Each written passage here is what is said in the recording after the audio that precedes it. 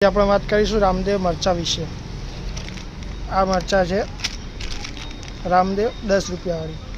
આમાં વજન આવે છે ટોટલ, આ જોઈ લેજો, 15 ગ્રામ, બરાબર।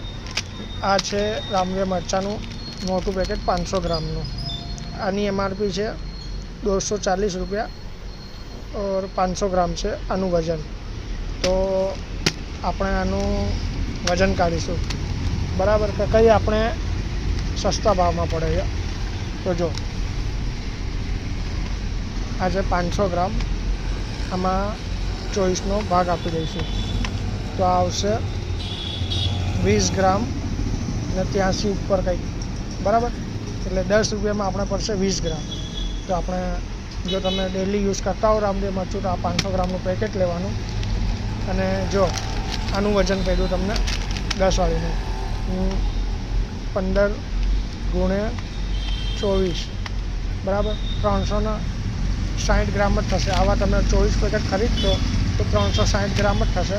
અને 500 ગ્રામ 240માં ખરીદશો તો તમને 140 ગ્રામ વજન વધારે આવશે, બરાબર। તો જે કોઈને લેવી રામદેવ મરચું તો આ જ લેજો, બરાબર, 500 ગ્રામ।